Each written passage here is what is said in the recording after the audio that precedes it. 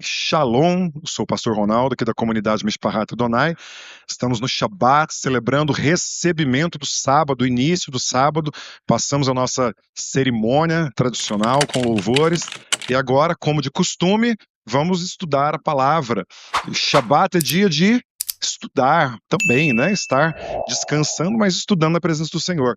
E nós estudamos aqui, como as crianças estão agora também estudando, as porções semanais que foram divididas na época de Esdras e Neemias, para que pudesse estudar o rolo da Torá, né, todo o contexto da Torá, que nós chamamos de Pentateuco, no período de um ano, no ano judaico. E a porção dessa semana, a porção desse sábado, que vai ser lido amanhã, né, pela manhã em todas as sinagogas, e quem celebra o Shabat faz esse estudo, é a porção chamada Shemot, que é Gênesis, Êxodo 1, onde inicia o livro de Êxodo. Então, encerrou-se agora Bereshit, Gênesis, e vamos iniciar o estudo de Shemot, de Êxodo. E é interessante porque o nome dos livros em hebraico não é o mesmo nome dos livros em português. Êxodo faz sentido, porque é o livro que mostra o êxodo do povo hebreu saindo do Egito e indo até Canaã. Porém, o nome em hebraico é Shemot, porque é a primeira palavra do livro de Shemot, de Êxodo. Então eu quero navegar com vocês na porção, na Parashá, na porção Shemot, falando exatamente sobre a importância do nome. E essa imagem introdutória, nós vamos falar mais sobre ela, que foi o ápice, o auge dessa porção, e provavelmente com com alguns poucos outros eventos descritos na Bíblia, o que aconteceu aqui pode ser considerado o mais importante, ou dos fatos mais importantes que aconteceram na palavra, em todo o tempo. Então, Shemot começa falando, estes, pois, são os nomes, e por isso que o nome do livro é Nomes dos filhos de Israel, que entraram na terra do Egito junto com Jacó, cujo nome depois foi mudado. Cada um entrou em sua casa, Ruben, Simeão, Levi e Judá, Issacar, Zebulon e Benjamim, Dan e Naphtali, Gade e Asser. Então, falamos o nome de 11, além do Jacó. Todas as almas, pois, que procederam dos lombos de Jacó, ou de dentro de Jacó, foram 70 almas, que foram juntos. O Iosef, o José, porém, já estava no Egito. Nós já estudamos aqui várias vezes a história de Iosef, José, no Egito. E aqui um parênteses, eu gosto de fazer esses parênteses. Quando nós falamos, vamos estudar a história de José do Egito. Aí você vai falar, não, não, não, não, não. José no Egito. Ele não era do Egito. Ele estava no Egito. Como diz aqui exatamente, ó, José estava no Egito. Faleceu José e todos os seus irmãos e toda aquela geração, ou seja, em uma frase ele resumiu aí talvez umas centenas de anos. Os filhos de Israel frutificaram, aumentaram muito e multiplicaram-se, e foram fortalecidos grandemente, de maneira que a terra se encheu deles. Deus permitiu que aquele povo que entrou ali em 70 pessoas mais um, que já era José e já tinha filho, se multiplicasse e povoasse toda a terra. E levantou-se um novo rei, ou um novo faraó, sobre o Egito, que não conhecera a história de José. E aí então inicia toda a história do Êxodo, e essa é uma história que nós vamos revisá-la quando? Na festa de Pêssar. Dito isso, eu quero entrar então propriamente em Shemot. E eu dividi Shemot em 4 partes. Quando eu falo de nomes, nomes significam autoridade e poder. Dar nome é demonstrar a autoridade. Quando Deus permite que Noé nomeasse os animais, ele estava exercendo a sua autoridade. Quando Deus dá um nome para alguém ou muda o nome de alguém, ele está exercendo a sua autoridade. Nomes significam transformação espiritual, que é o caso exatamente de mudança de nome. O nome era Jacó, que não tinha um significado tão bonito, digamos assim, foi transformado para Israel, como um príncipe, aquele que luta com Deus. Abrão virou Abraão, uma mudança de estado espiritual, uma mudança de aliança. Nomes falam de identidade relacional. Sabe quando você chama alguém por você, e você não lembra o nome, e quando você fala assim, Paulinho, não é íntimo, amizade, relacional, não é carinhoso você lembrar de alguém por nome.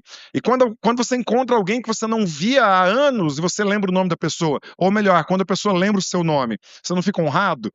Então, nome, lembrar o nome, falar o nome é relacionamento, identidade relacional, ser chamado pelo nome.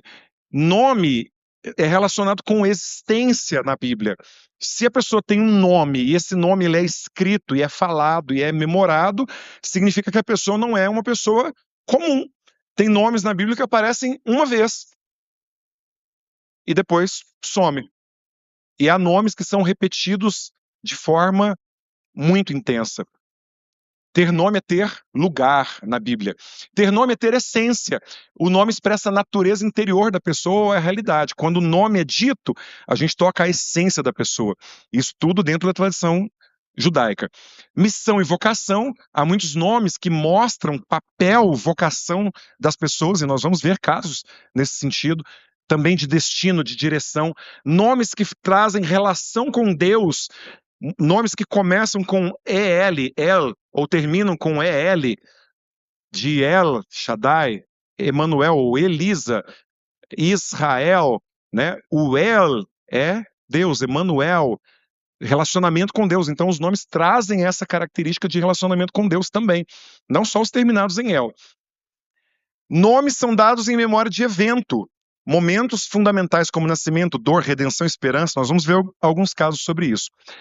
E como disse, eu dividi então o Êxodo em 4 temas principais, porque são um pouco mais de 3 capítulos. São só 3 capítulos essa porção. E o primeiro tema, que vai de Êxodo 1, do 1 ao 21, vai falar da descendência dos filhos de Israel no Egito, quando eles entram ali e se multiplicam, como eu comecei a ler, se tornam um povo superpoderoso, a ponto de incomodar o faraó. A escravidão que aquele faraó exerce sobre eles, ele aumenta o trabalho, ele diminui os suprimentos, ele faz com que eles trabalhem de uma forma mais avançada, mais pesada. Ele, então, decreta a morte dos bebês. E eu fico pensando, parece tão distante essa ideia, né? Mas hoje, o que estão fazendo? Matem os bebês, não tem problema, não é uma vida, abortem. É algo muito antigo. Então, o faraó decreta que aqueles meninos haveriam de morrer. Primeiro ele decreta sobre os meninos, depois ele abre um decreto sobre meninos e meninas, e há a história das parteiras hebreias, que mentem para salvar. Mentem, elas falam, não, as mulheres são muito fortes, e quando elas sabendo do decreto, quando elas dão à luz, elas saem correndo. As mães aí, né, que já tiveram bebês, não deve ser muito fácil sair correndo imediatamente após um parto, né? Mas a preservação da vida permitiu com que elas inventassem aquela história para poder se salvar e salvar aquelas mães. E então, quando eu entro nessa primeira parte, eu preciso falar dos nomes das tribos, porque o Êxodo abre falando o nome das tribos. O nome do livro existe por causa disso. Então eu queria que nós lêssemos em hebraico, aqui na transliteração. Aqui está o hebraico com o alfabeto, e a transliteração, e do lado de lá os nomes em português. Então os nomes em hebraico são Reuven, Shimon, Levi, Yehudá, Issachar, Zevulun, Dan, Naphtali, Gad, Asher, Yosef e Biniamim. Estes são os nomes. E esses nomes foram escolhidos pelo pai, pela mãe, com propósitos, baseado naquelas características que eu falei no início. E nós vamos, então, estudar um pouquinho sobre essas características. Eu não vou ler todos os textos, mas antes de Êxodo, o Jacó chama todos os seus filhos e libera palavras para eles. E essas palavras marcaram o destino deles, de quem eles já eram, afirmando sobre eles, e de coisas futuras e proféticas. A palavra do pai sobre um filho libera poder sobre eles. E então, em Gênesis 49, liberou sobre todos eles essas palavras, 49 até o 27 no final, onde Beniamim recebe a palavra, e que vocês estudem depois, porque são palavras muito fortes. Não são palavras só de, ó, quão lindo você é. São palavras de, você fez isso e você vai viver isso. São palavras de bênção e não foram palavras de maldição, foram palavras de testificação da escolha que eles já haviam feito sobre a vida deles. Porém, os nomes deles foram nomes muito abençoados. Isso é uma simulação que eles que existe dos animais, dos símbolos, das bandeiras dos filhos de Israel, das tribos de Israel. Então, o primeiro, Reuven, o significado dele, do nome dele é vede, um filho, me nasceu um filho. De Shimon, ouça, ouvir. De Levi, unido, ligado, conectado. De Yehudá, louvor. Às vezes a gente pensa que louvor era do Levi, né? Não, o Levi é unido, ligado, conectado. Issachar, recompensa, salário, gratificação. Do Zevulun, o nome dele significa a habitação, a morada. Do Dan, julgar, o que julga ou o que é julgado. De Naftali, o meu combate, a minha peleja, a minha batalha, a minha luta. De Gad, boa sorte, ou tropa, exército. De Asher, aquele que é feliz, abençoado. Esse é um nome bom de dar para filho. Yosef, aquele que o Eterno acrescente, multiplique. E de Beniamim, o filho da destra, o filho da direita. Todos esses nomes foram dados, baseados naquilo que havia acontecido com os pais, em algum fato que marcou no nascimento deles, direcionados por Deus. Nomes para abençoar, nomes para direcionar. E no início de Êxodo, há também nomes, porque o livro vai falar de muitos nomes, de tribos, de povos que moravam na terra de Canaã. Lembra que Deus disse para que eles saíssem do Egito, todo aquele contexto da Páscoa, e que eles fossem para uma terra, e Deus diz, essa terra está habitada por um povo, e esse povo são os Itim, Girgashin, Emori, Kenani, Perezi, Ivi e Evusi. Nós conhecemos como Hititas, Girgazeus, Amorreus, Cananeus, Perizeus, Ivitas e Jebuseus. 7 povos que estavam naquela terra, mas que era a terra que Deus já havia dado para eles desde quando? A Bíblia diz, desde sempre. Aquela terra sempre foi do povo de Deus. E esse povo tem nomes com significados. E será que os significados dos nomes desse povo que estavam ali, que se tornariam inimigos de Israel, eram nomes que eram abençoados ou favoráveis? Vamos estudá-los? Os hititas eram os temíveis, aqueles que inspiravam medo. Os girgazeus, e eu coloquei ele numa cor diferente porque Girgazeus não está em Êxodo, ele está em todas as outras listas, menos no Êxodo. E os rabinos dizem que provavelmente esses girgazeus tiveram tanto temor que foram embora antes do povo hebreu chegar. Por isso que eles já não estavam ali na lista e aparecem em outras listas. Os girgazeus eram aqueles que viviam numa terra pesada, a vida deles era pesada. Os amorreus eram os elevados, os arrogantes, os soberbos. Os cananeus, aqueles que eram subjugados ou aqueles que subjugam. Os perizeus eram aqueles que habitavam em lugares sem muralhas, não tinham proteção sobre a sua vida. Os hivitas, ou os hititas, moradores das vilas, ou simplesmente aquele povo que estava lá. Eles eram os viventes, era um povo que estava lá, não tinha nada demais. E os jebuseus, eles eram os opressores e aqueles que esmagavam. E Deus pede para que o povo de Israel, as 12 tribos, se dirigissem para o lugar onde esse povo aí morava, para enfrentá-los, para tirá-los dali. Então, lendo isso, a gente consegue entender o relato da turma que foi com Josué espiar a terra. Porque eles voltaram e falaram o quê? Que medo. Eles são maiores do que... No hebraico, está mais ou menos assim, quando os espias voltam. Os gigantes são maiores do que ele. E os rabinos entendem que aquele povo voltou falando: esse povo aí é maior do que o Eterno. Por isso eles pecaram. Não foi simplesmente, não, eles são grandes. Eles falaram, eles são maiores do que o Eterno. Mas Deus os manda lá. E eles têm vitória e derrotam esse povo e assumem a terra que já era deles. O segundo tema, em Êxodo 2, de 1 a 22, vai falar do nascimento de Moisés. Moisés foi salvo das águas e foi criado na casa do faraó. Mata, depois de velho, de mais velho, ele mata um egípcio e foge para a terra de Midian.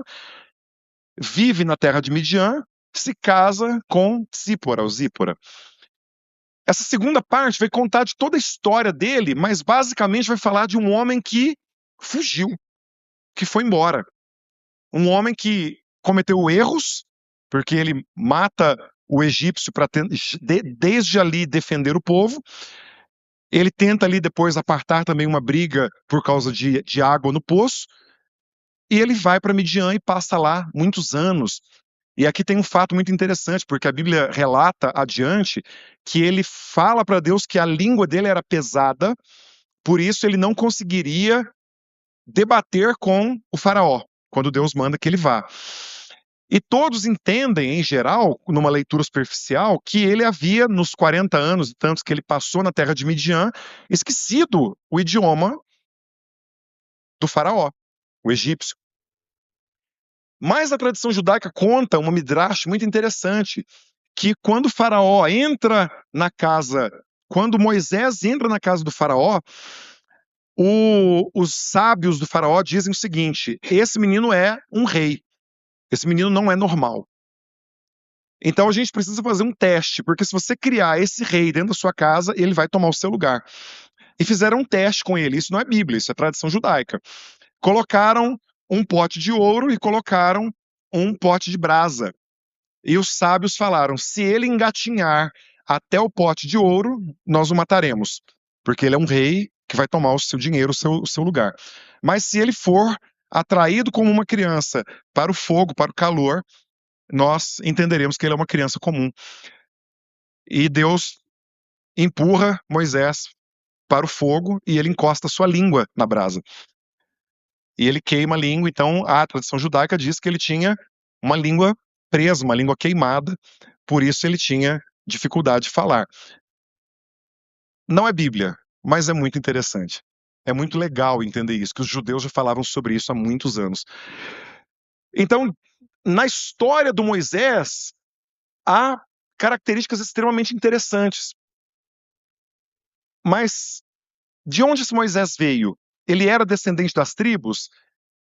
A genealogia de Moisés está em Êxodo 6, mais adiante de onde nós estamos estudando. E a genealogia era: o Jacó, que era o Israel, era o pai das 12 tribos. O Levi, que era um dos 12 filhos, teve um filho chamado Coate. O Coate teve um filho chamado Amrão, ou Amram, e o Moisés é filho de Amrão com Joquebede. Então ele é descendente direto daquele povo que saiu do Egito.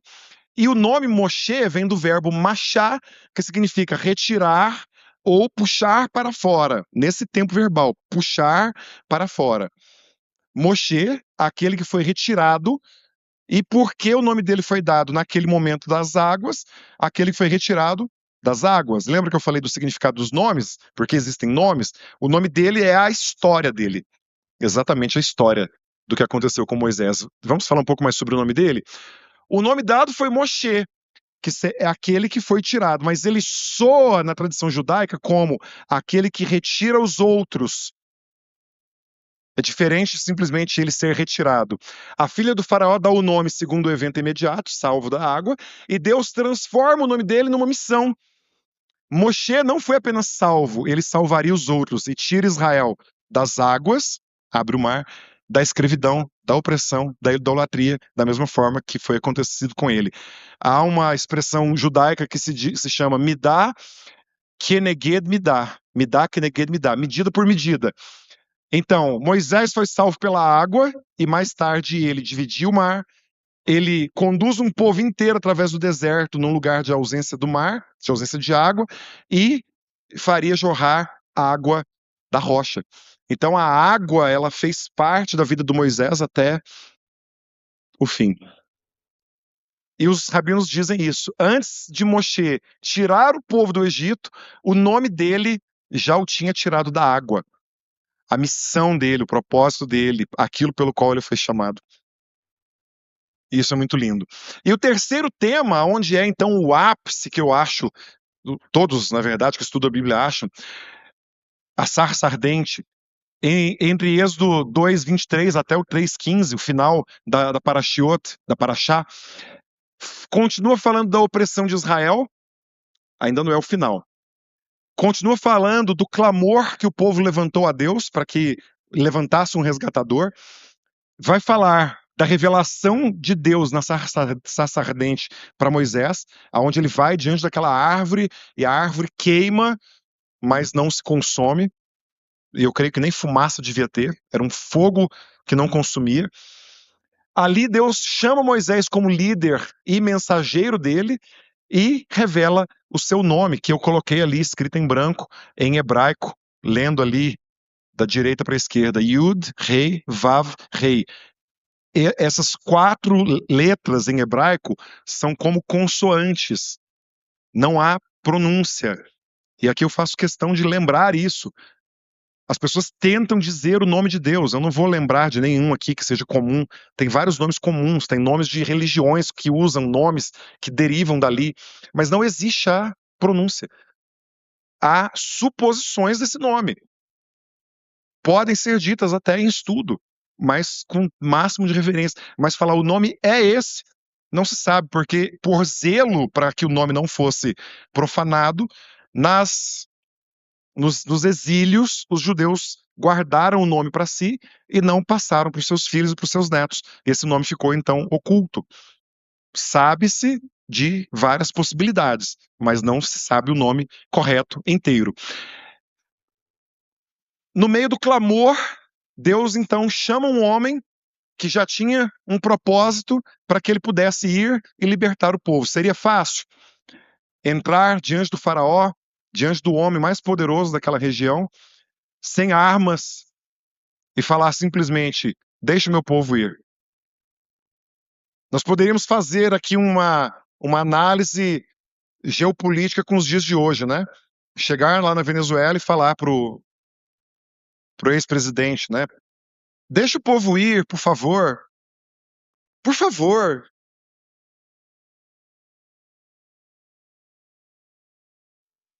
E então, em Êxodo 3:14, diante daquela sarça, Deus conversa com Moisés. E Deus fala com Moisés sobre o seu propósito. E Moisés fala: a quem eu direi que me enviou? De quem eu falarei que me enviou? Eu vou chegar lá e vou falar: estou aqui com um propósito. Quem te enviou? E então Deus responde para ele, e como nós temos o hebraico como a língua santa, ele falou em hebraico: Vaiomer Elohim el Moshe, Erie asher Erie, Vaiomer ko tomar livnei Israel, Erie shelachani aleichen. E Deus disse a Moisés: eu serei aquele que eu serei. E isso é uma tradução ao pé da letra, uma tradução literal. Eu serei aquele que eu serei. E disse: assim dirás aos filhos de Israel: o eu serei me enviou a vós. E essa foi uma tradução ruim que tem nas palavras, que diz: eu sou, te enviou. Ele diz: eu serei o que serei, porque ele estava revelando quem ele verdadeiramente era, o eterno. Não há adjetivo que consiga limitar a Deus. E o adjetivo que se aproxima da perfeição é eterno. Aquele que é, que era, que há de vir e que não tem começo e fim. E quando ele diz, eu serei o que serei, ele não está falando, eu simplesmente sou hoje. Ele está falando, eu sou o que eu quiser ser, obviamente dentro dos seus princípios e valores, e eu me torno para você aquilo que for necessário que eu me torne. E é por isso que Davi dá vários nomes para Deus como Adonai Tsevaot, Senhor dos exércitos. No momento de guerra, ele era o Senhor dos exércitos. No momento onde precisava de cura, ele era o Deus da cura, Adonai Rafá.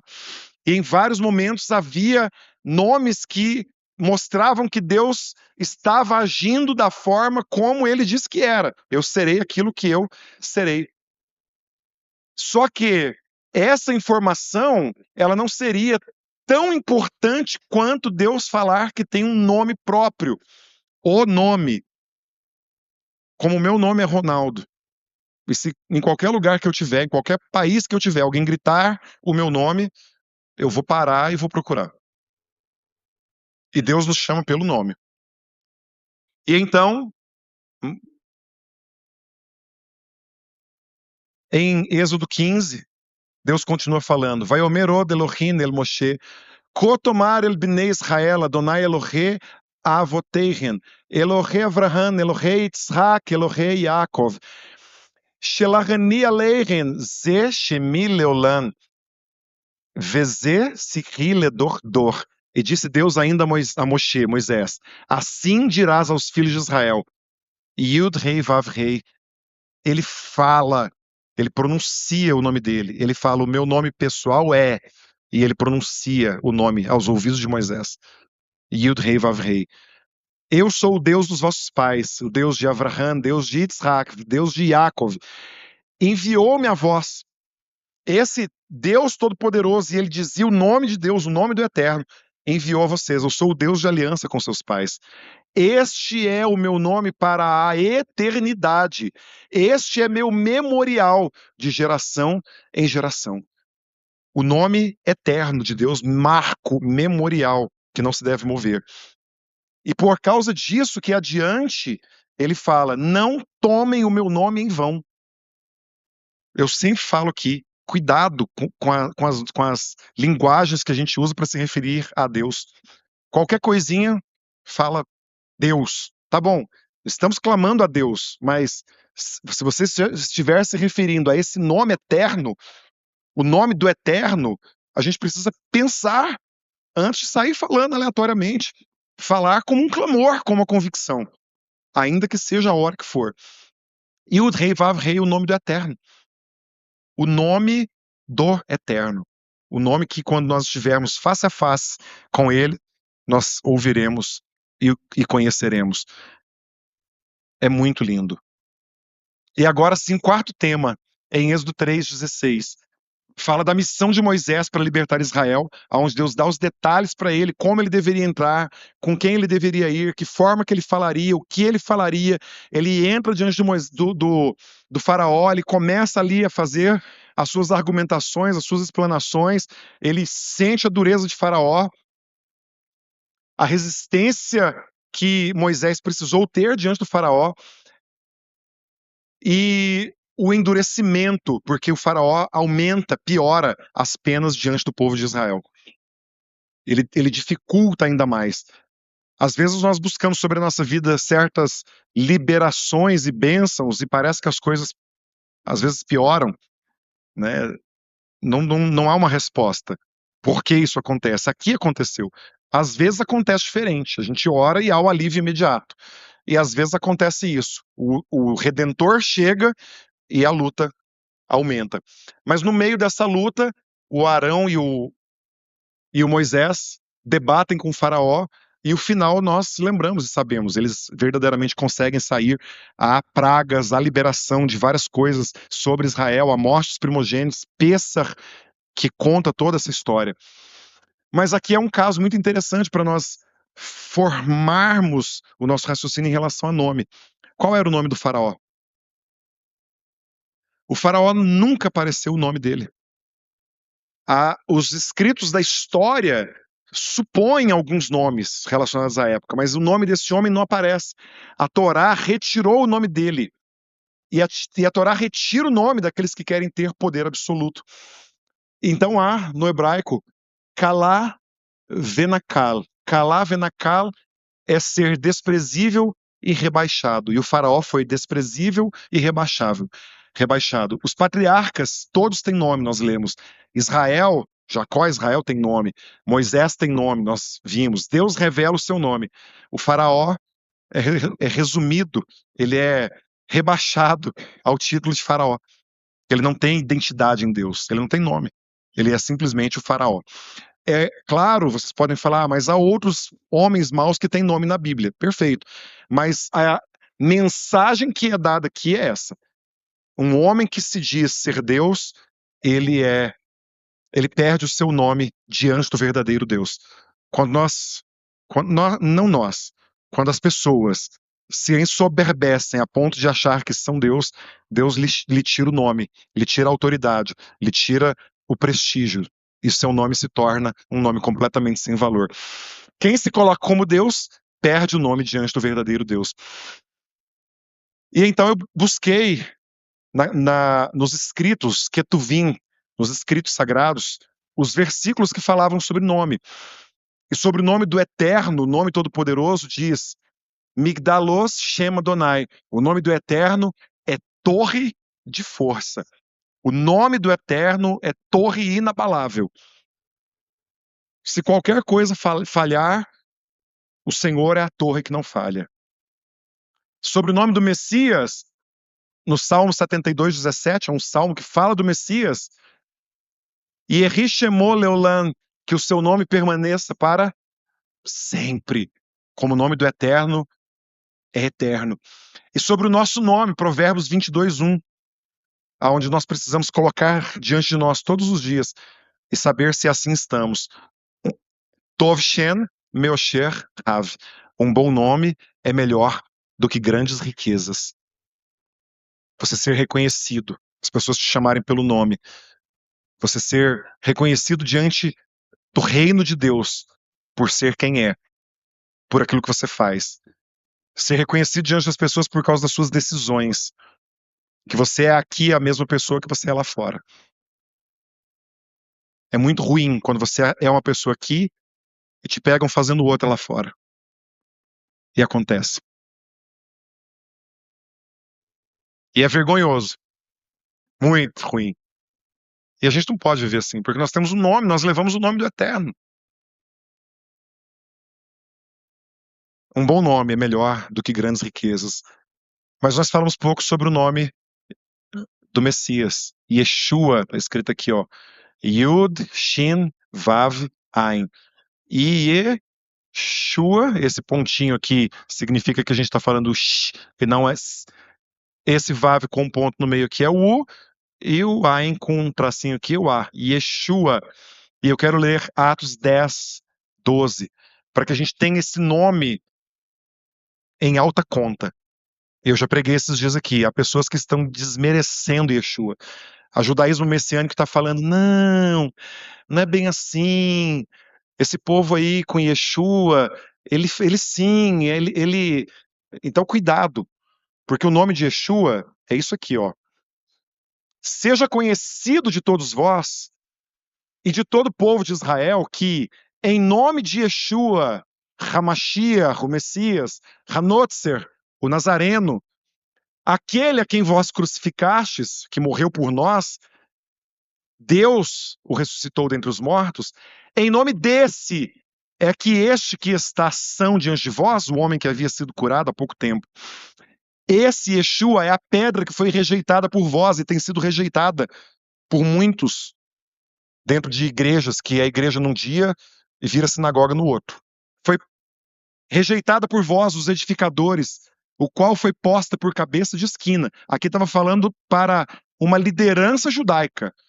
As pessoas leem esse texto e acham que ele está falando para todos os judeus espalhados pela terra. Não, ele estava falando para os judeus da liderança, que aprovaram a morte de Yeshua, porque todos aqueles que seguiam Yeshua eram judeus, em sua grande maioria. Ele foi posto por pedra de esquina, e em nenhum outro nome há salvação, porque também, debaixo do céu, em nenhum outro nome há dado entre os homens, pelo qual nós devamos ser salvos. Esse é o nome de Yeshua. Esse é o valor do nome de Yeshua. Esse é o nome diante de quem, de qual todos se prostrarão. Todos adorarão, todos se renderão. Os que querem e os que não querem. E em breve nós estaremos diante dele. E eu quero orar para que o Senhor possa fazer com que o nome dele esteja vivo em nós e que o nosso nome possa ser esse Tov, esse nome bom diante de todas as pessoas. Pai, em nome de Yeshua, faz-nos refletir o nome do Senhor, ressoar o nome de Yeshua. E que o nosso nome, ó Deus, carregue essa identidade. Eu sei, ó Deus, que muitos de nós fomos amaldiçoados com tantas palavras ruins, com tantos significados, com tantos apelidos, com tantas palavras de desonra. Mas hoje, Senhor, eu quero colocar a minha vida e dos meus irmãos diante do Senhor e clamar. Fala uma palavra de honra a cada coração. Lá em Apocalipse diz que o Senhor haverá de dar a cada um de nós uma pedrinha branca com um nome novo. Traz, ó Deus, da identidade desse nome sobre nós para vivermos aqui, porque vivemos um mundo mau, um mundo contaminado. E eu clamo a Ti em nome de Yeshua HaMashiach, que a obra do Senhor nas nossas vidas seja plena para podermos expressar o bom nome do Senhor. Eu te adoro, te exalto e te bendigo em nome de Yeshua. Amém, amém e amém. Shabbat Shalom.